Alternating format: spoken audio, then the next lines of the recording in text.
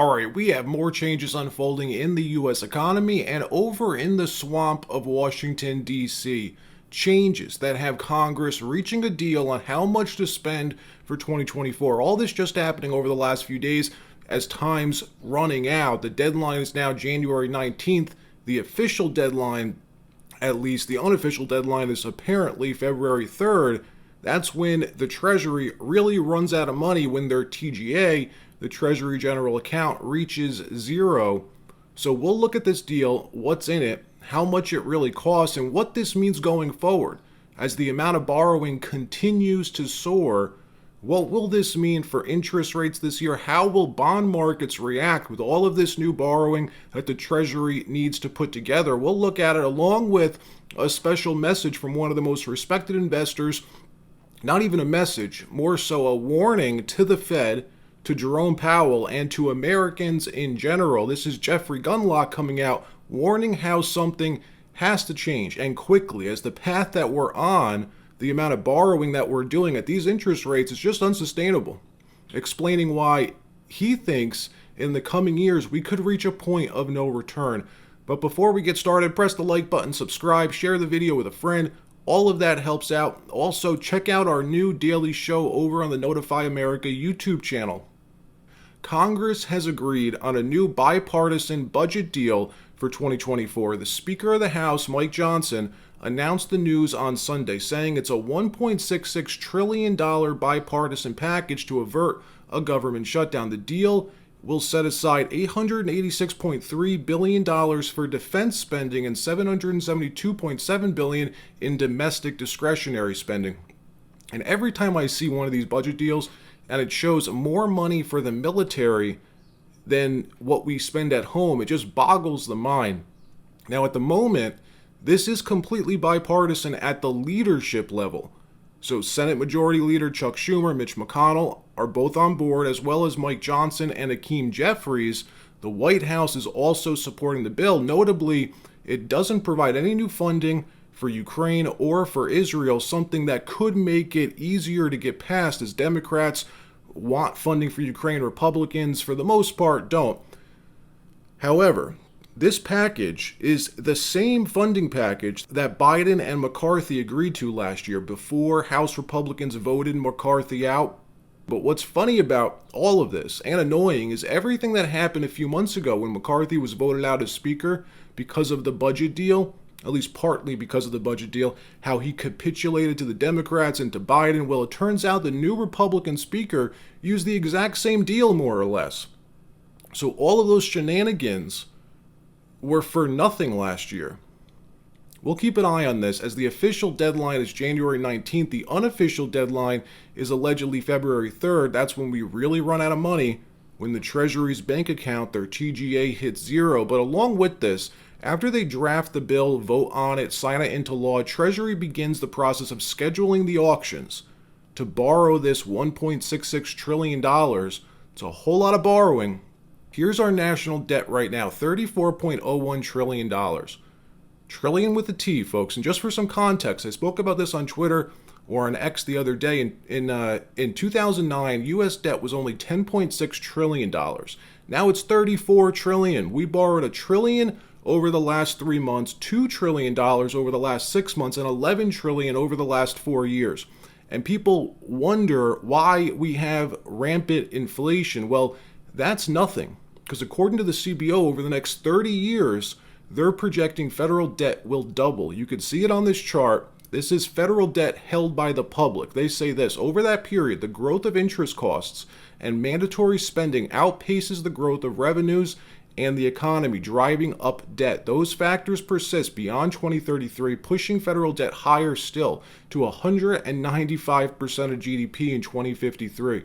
Completely unsustainable. And what makes it worse, and possibly part of the reason why the Fed is all of a sudden so gung-ho on cutting rates, is maybe they're receiving pressure from Treasury or from the White House, as interest expense on this debt is expensive. So expensive, it's mind-boggling. Just the cost to service our national debt currently has crossed $1 trillion. That means just the interest expense alone is $1 trillion a year. Think about that.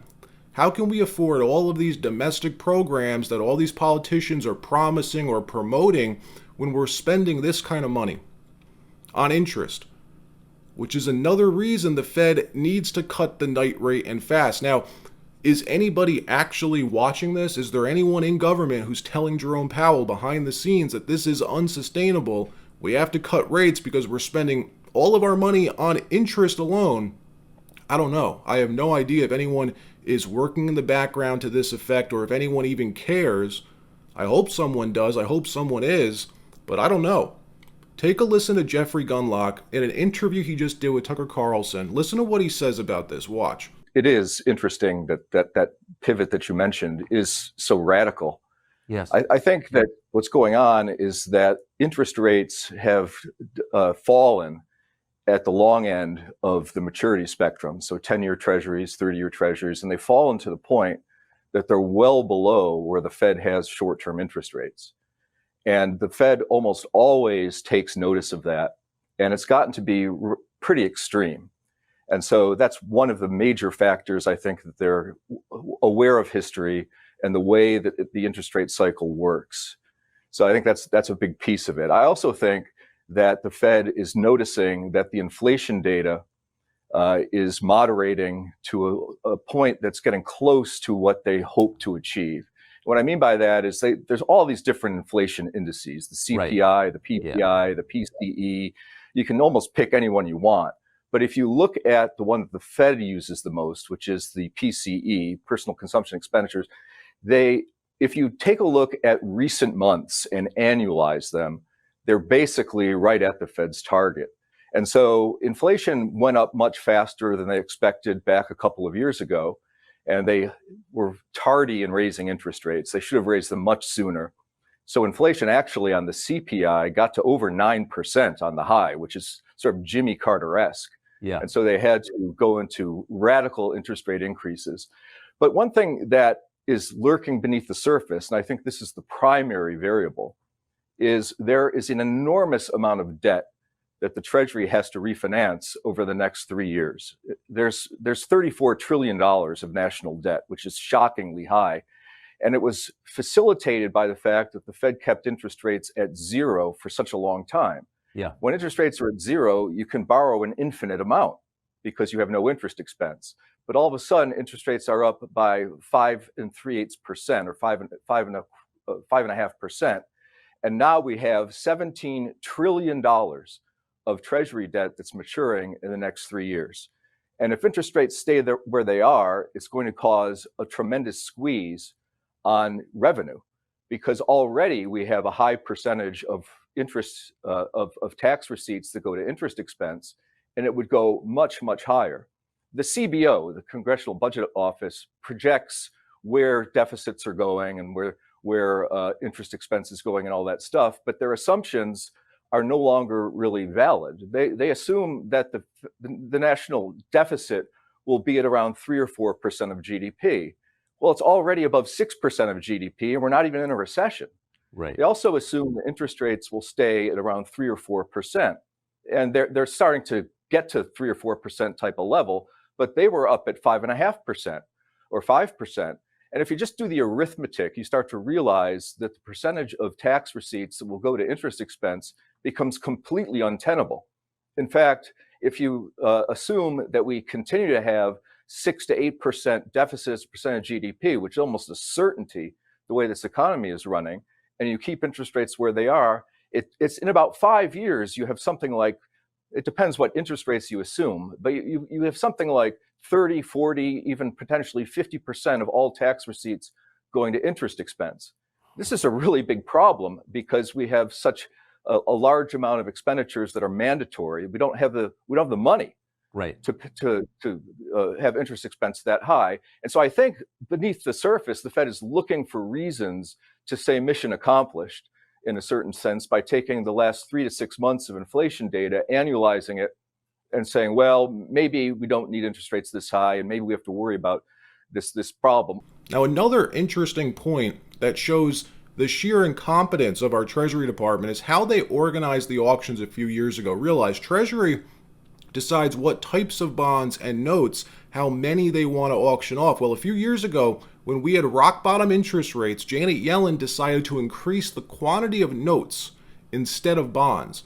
Notes are shorter term borrowings, bonds are longer term. So we were borrowing all of this money at, say, 1 or 2 points, barely nothing. But we only locked it in for 5 years. Instead of ramping up longer term bonds, auctioning off 30s or 20s maybe, they decided to auction off short-term notes. Now those short-term notes are beginning to mature, and we have to reborrow the money at 5% interest. Think about that.